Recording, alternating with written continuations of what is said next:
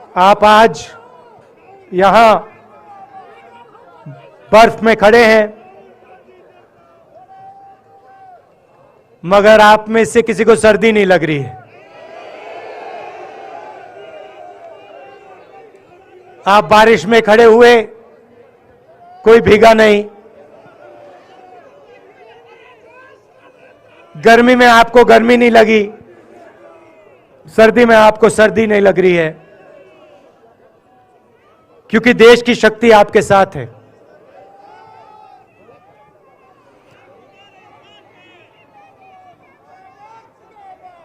प्रियंका की बात मैं सुन रहा था। प्रियंका ने कहा मेरे मैसेज के बारे में, प्रियंका ने कहा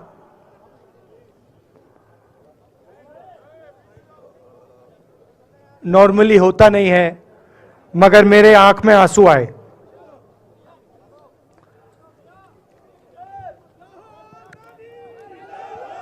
क्योंकि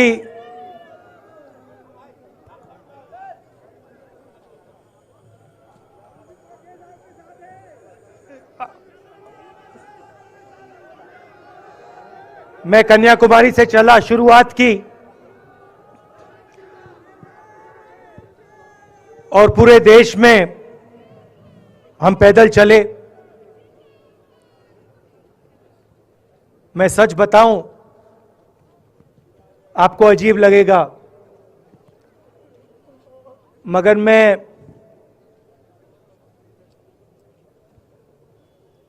बहुत सालों के लिए हर रोज 8-10 किलोमीटर दौड़ता हूं। तो मैंने सोचा था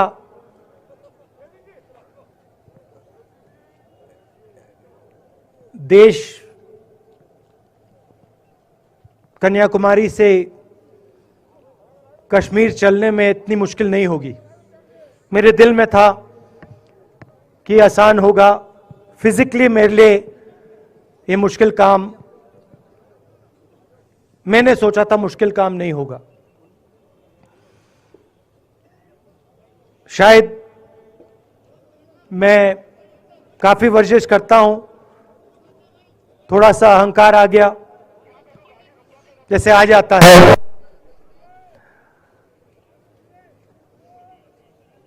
मगर फिर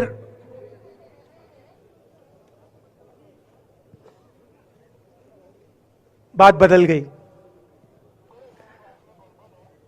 जब मैं छोटा था,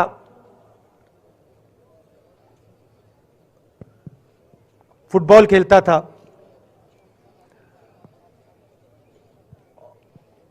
और कॉलेज में जब मैं फुटबॉल खेल रहा था, एक बार मुझे बहुत जोरों से घुटने में इंजरी हुई थी।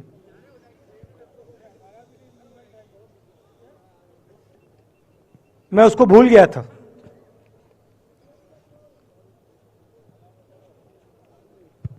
घुटने में दर्द नहीं होता था, भूल गया था उसको, दर्द गायब हो गया था। मगर कन्याकुमारी से 5-7 दिन बाद घुटने में प्रॉब्लम आई, और जबरदस्त प्रॉब्लम आई। पूरा अहंकार उतर गया, और मैं सोचने लगा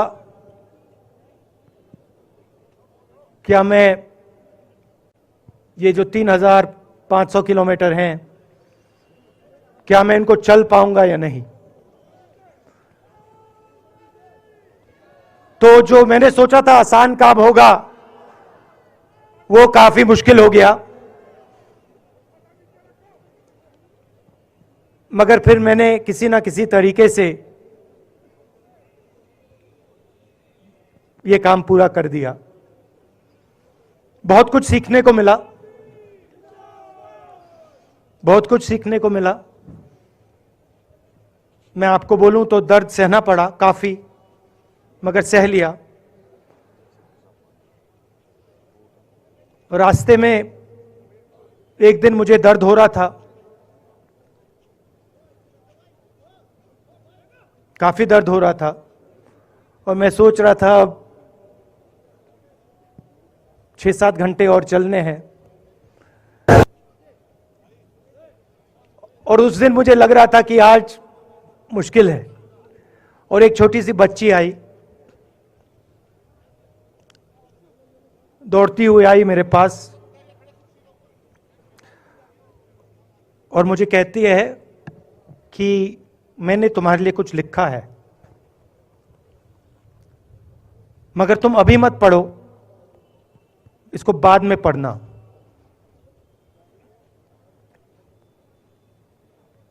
और फिर वो मुझे गले लग के भाग गई। फिर मैंने सोचा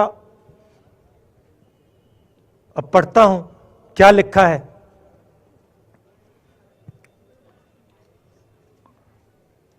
तो उसने लिखा था कि मुझे दिख रहा है कि आपके घुटने में दर्द है, क्योंकि आप जब उस पैर पे वजन डालते हो तो आपके चेहरे पे दिखता है कि दर्द है। मगर मैं आपको बताना चाहती हूं कि मैं आपके साथ कन्याकुमारी नहीं चल सकती हूं, क्योंकि मेरे माता पिता नहीं चलने दे रहे हैं। मगर मैं दिल में आपके साथ, आपके साइड में चल रही हूं, क्योंकि मैं जानती हूं कि आप अपने लिए नहीं चल रहे हो, आप मेरे लिए चल रहे हो और आप मेरे भविष्य के लिए चल रहे हो। और उसी सेकंड में, पता नहीं अजीब सी बात है, उसी सेकंड मेरा दर्द उस दिन के लिए गायब हो गया। दूसरी बात, मैं चल रहा था और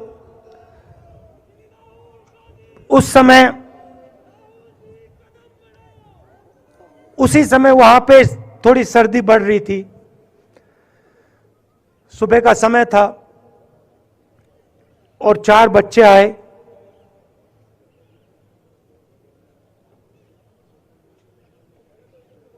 पता नहीं कहना चाहिए या नहीं।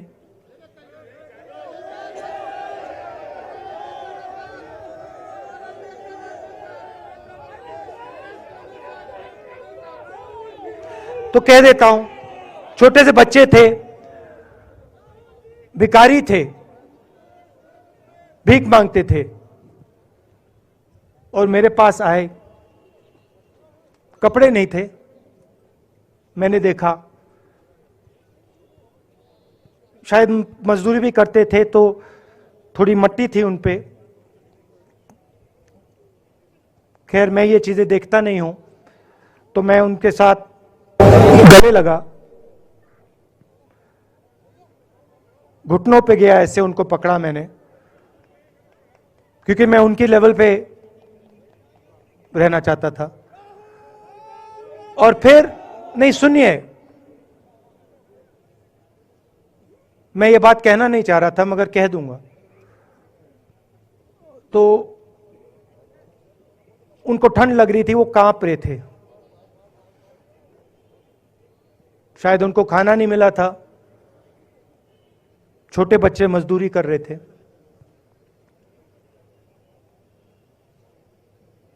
तो मैंने सोचा कि अब अगर ये स्वेटर नहीं पहनते हैं, अगर ये जैकेट नहीं पहन रहे हैं, तो मुझे भी नहीं पहनना चाहिए। मगर मैं झिझका क्यों आपको बताना चाहता हूं, मैं झिझका क्यों आपको बताना चाहता हूं। जब मैंने ये खत्म किया, मैं चल रहा था, तो हमारे साथ एक व्यक्ति थे, उन्होंने मेरे कान में बोला, राहुल जी, ये बच्चे गंदे हैं, इनके पास आपको ऐसे जाना नहीं चाहिए। तो मैंने उनसे कहा, वो आपसे और मुझसे दोनों से साफ हैं।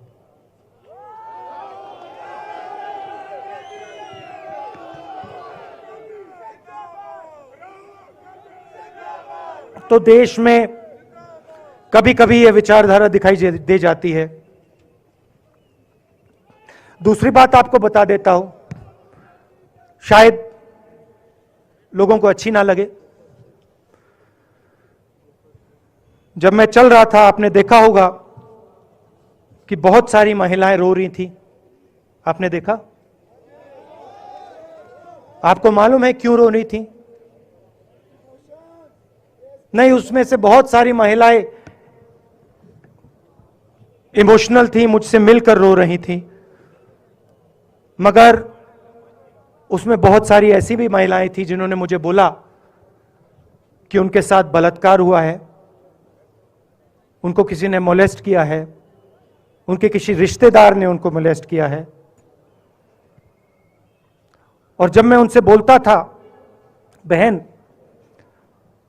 मैं पुलिस को बताऊं, तो मुझे कहती थी, राहुल जी पुलिस को मत बताइए, हम चाहते हैं कि आपको यह बात मालूम हो, मगर पुलिस को मत बताइए, हमारा और भी नुकसान हो जाएगा। तो ये हमारी देश की सच्चाई है। ऐसी बहुत सारी और मैं कहानियां आपको बता सकता हूं।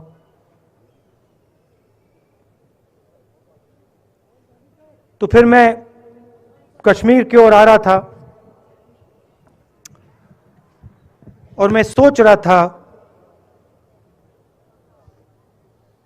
कि इसी रास्ते पे मैं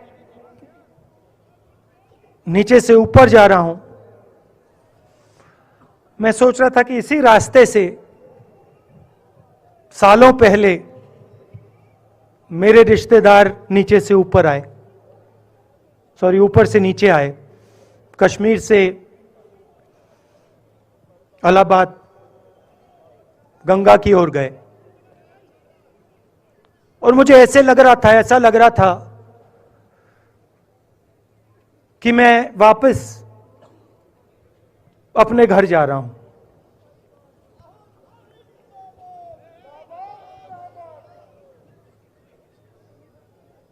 घर मेरे लिए,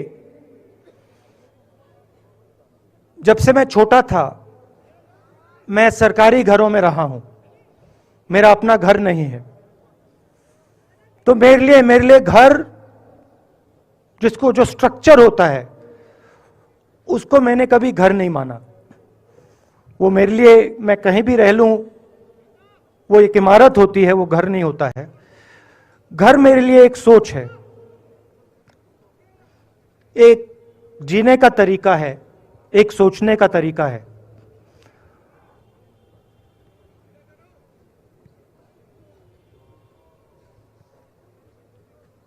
और यहां पे जिस चीज को आप कश्मीरियत कहते हो, उसको मैं अपना घर मानता हूं। अब ये कश्मीरियत है क्या? ये जो शिव जी की सोच है एक तरफ, और थोड़ी सी गहराई में जाएंगे तो उसको शून्यता कहा जा सकता है। अपने आप पर, अपने अहंकार पर, अपने विचारों पर आक्रमण करना। और दूसरी तरफ इस्लाम में, जिसको शून्यता यहां कहा जाता है, वहां फना कहा जाता है। सोच वही है। इस्लाम में फना का मतलब अपने ऊपर आक्रमण, अपनी सोच पर आक्रमण,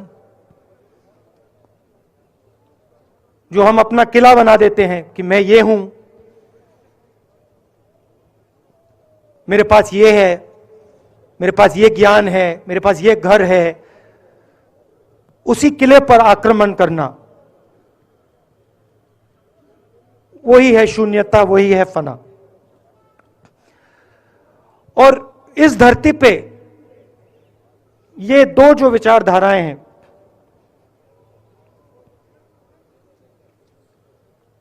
इनका एक बहुत गहरा रिश्ता है और ये सालों से रिश्ता है, जिसको हम कश्मीरियत कहते हैं। यही सोच बाकी स्टेट्स में भी है। गांधी जी वैष्णव जनतों की बात करते थे, जिसको हम यहां शून्यता फना कहते हैं, उसको गुजरात में वैष्णव जनतो कहा जाता है।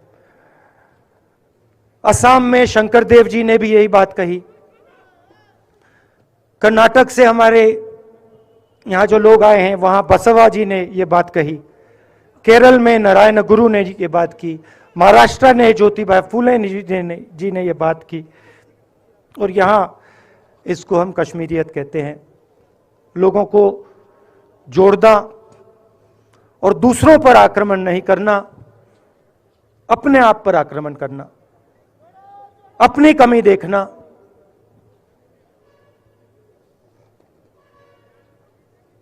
मैंने आपको कहा कि मेरा परिवार कश्मीर से गंगा की ओर गया था।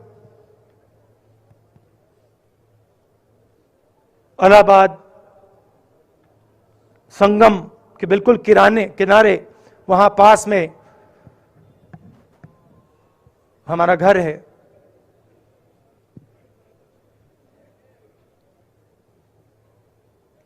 तो जब यहां से वो वहां गए, उन्होंने कश्मीरियत की जो सोच थी उसको गंगा में डाला था।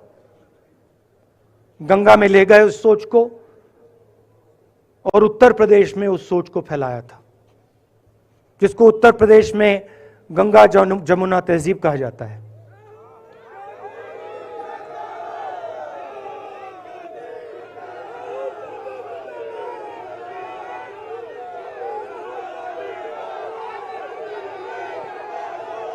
तो उन्होंने, मेरे परिवार ने छोटा सा काम, कोई बड़ा काम नहीं किया। जो आपने उनको सिखाया, जो जम्मू कश्मीर के लोगों ने उनको सिखाया, लद्दाख के लोगों ने सिखाया, क्योंकि उसमें बौद्ध धर्म भी है, उनके पास भी वही सोच, शून्यता की सोच उधर भी है। वो उसको ले गए और उस विचारधारा को, सोच को गंगा में उन्होंने रखा। तो मैं ये सोच रहा था, जब यहां आ रहा था, पैदल चल रहा था, और मुझे सिक्योरिटी वालों ने कहा था कि देखिए, आप पूरे हिंदुस्तान में चल सकते हो, जम्मू में भी चल सकते हो, मगर आखिरी जो 4 दिन हैं कश्मीर में, आपको गाड़ी से जाना चाहिए।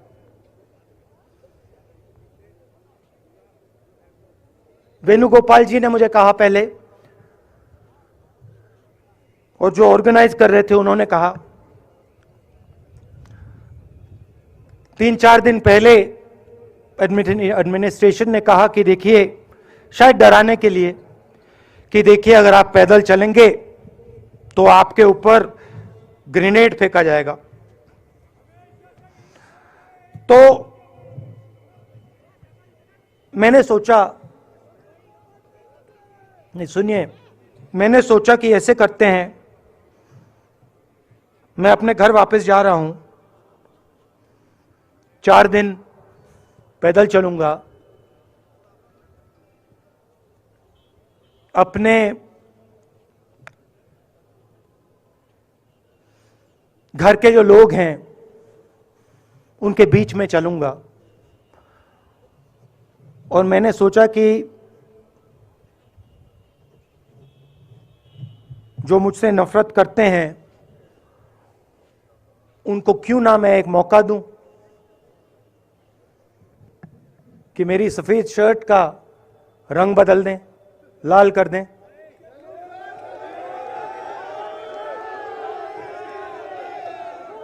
क्योंकि मेरे परिवार ने मुझे सिखाया है, गांधी जी ने मुझे सिखाया है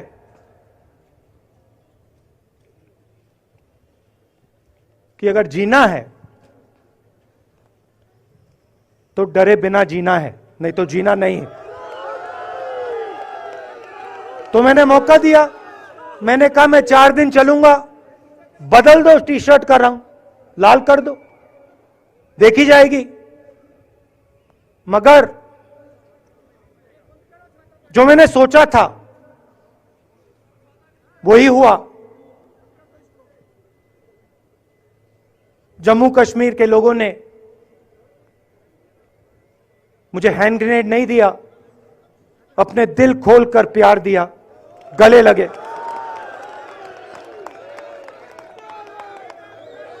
और मुझे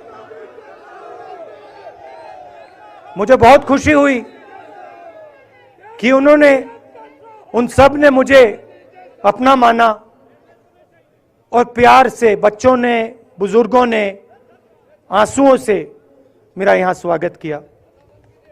मैं अब जम्मू कश्मीर के लोगों से और जो यहां हमारे सेना के लोग काम करते हैं, सीआरपीएफ के लोग काम करते हैं, उनको मैं कुछ कहना चाहता हूं। सबको, जम्मू कश्मीर के युवाओं को, बच्चों को, माताओं को, सबको, सीआरपीएफ के, बीएसएफ के, आर्मी के जवानों को, उनके परिवारों को, उनके बच्चों को मैं कहना चाहता हूं, देखिए, मैं हिंसा को समझता हूं, मैंने हिंसा सही है, देखी है। जो हिंसा नहीं सहता है, जिसने हिंसा नहीं देखी है, उसे यह बात समझ नहीं आएगी। जैसे मोदी जी हैं, अमित शाह जी हैं, आरएसएस के लोग हैं, उन्होंने हिंसा नहीं देखी है।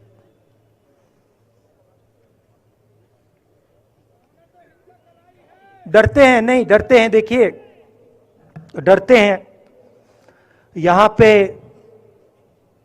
हम 4 दिन पैदल चले, मैं आपको गारंटी देके कह सकता हूं कि बीजेपी का कोई नेता ऐसे नहीं चल सकता है। और इसलिए नहीं क्योंकि जम्मू कश्मीर के लोग, इसलिए नहीं क्योंकि जम्मू कश्मीर के लोग उनको चलने नहीं देंगे, इसलिए क्योंकि वो डरते हैं।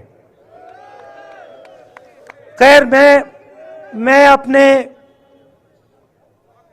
जम्मू कश्मीर के लोगों को, युवाओं को, बुजुर्गों को और आर्मी के लोगों को, सीआरपीएफ, बीएसएफ लोगों को थोड़ा सा बताना चाहता हूं। देखिए, मैं जब 14 साल का था, स्कूल में था, सुबह ज्योग्राफी की क्लास में था, मैं पढ़ रहा था, सामने बैठा था और मेरी एक टीचर आई, अंदर आई और उसने कहा, राहुल तुम्हें प्रिंसिपल बुला रहा है। मैं बदमाश था, बहुत बदमाश था जब छोटा था, बहन से पूछ सकते हो क्या क्या करता था मैं, अभी भी करता हूं।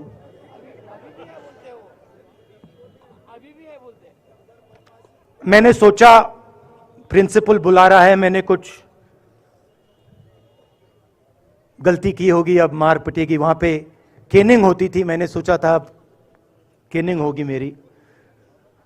मगर जब मैं चल रहा था, जिस टीचर ने मुझे बुलाया, उसको देखकर मुझे कुछ अजीब सा लगा। और जब मैं प्रिंसिपल के ऑफिस पहुंचा तो प्रिंसिपल ने कहा, राहुल तुम्हारे घर से फोन कॉल है।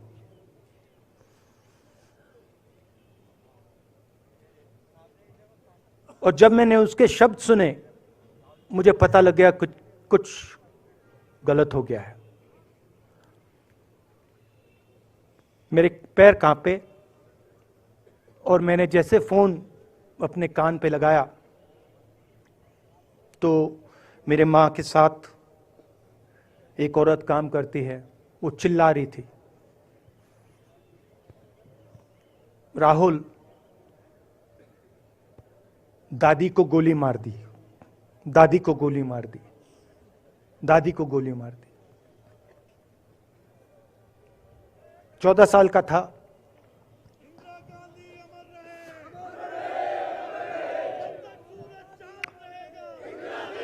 देखिए, ये जो मैं कह रहा हूं, ये जो मैं कह रहा हूं, ये जो मैं अभी कह रहा हूं, ये बात प्रधानमंत्री को नहीं समझ आएगी, ये बात अमित शाह जी को नहीं समझ आएगी, ये बात डोवल जी को भी नहीं समझ आएगी, मगर ये बात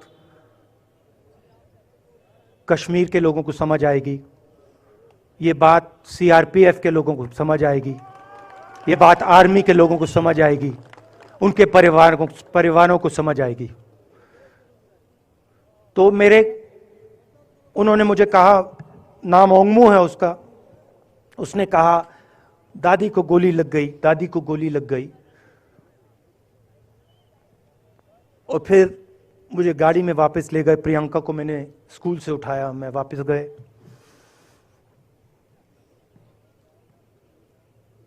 और फिर मैंने वो जगह देखी जहां मेरी दादी का खून था।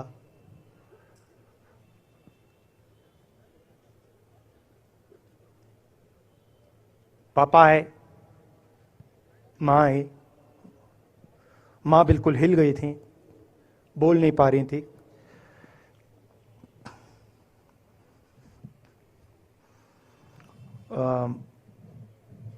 हाँ,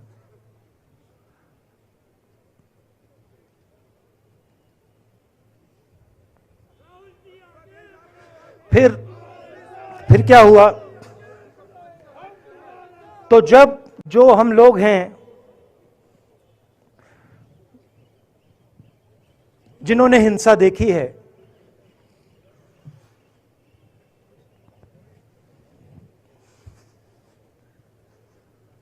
ये जो है ना, ये इसको हम बिल्कुल दूसरी तरीके से देखते हैं। ये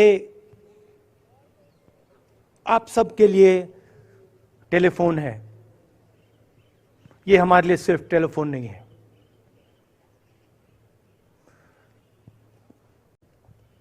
उसके बाद 6-7 साल बाद मैं अमेरिका में था और फिर से टेलीफोन आया। 21 में टेलीफोन आया। जैसे बहुत सारे, जैसे जो पुलवामा में हमारे सैनिक मरे थे, उनके घर टेलीफोन आया होगा। हजारों कश्मीरी लोगों के घर टेलीफोन आया होगा। सेना के परिवारों को टेलीफोन आया होगा। वैसा ही टेलीफोन आया। पिता के एक दोस्त थे, उन्होंने मुझे फोन किया और कहा, राहुल, बुरी खबर है। मैंने उनसे कहा, मैं जानता हूं, पापा मर गए। कहते हैं हाँ। मैंने कहा धन्यवाद, फोन रख दिया। तो मेरा कहना है जो हिंसा करवाता है, जैसे मोदी जी हैं, अमित शाह जी हैं, अजीत डोवल जी हैं, आरएसएस के लोग हैं, वो इस बात को समझ नहीं सकते हैं, वो दर्द को समझ नहीं सकते हैं। हम समझ सकते हैं। पुलवामा के जो सैनिक थे, उनके बच्चों के दिल में क्या हुआ मैं जानता हूं। मेरे दिल में वही हुआ है जो यहां पे कश्मीर में लोग मरते हैं, उनके दिल में क्या होता है। जो फोन कॉल आता है, क्या लगता है, वो मैं समझता हूं, मेरी बहन समझती है। तो कल किसी जर्नलिस्ट ने मुझसे पूछा, यात्रा का क्या लक्ष्य है?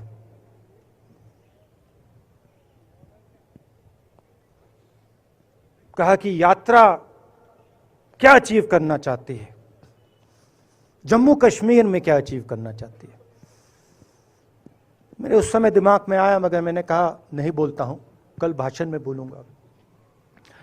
यात्रा का लक्ष्य है कि ये जो फोन कॉल हैं, चाहे ये आर्मी के हों, चाहे सीआरपीएफ के हों, चाहे ये कश्मीर के लोगों के हो, ये फोन कॉल बंद हो जाए।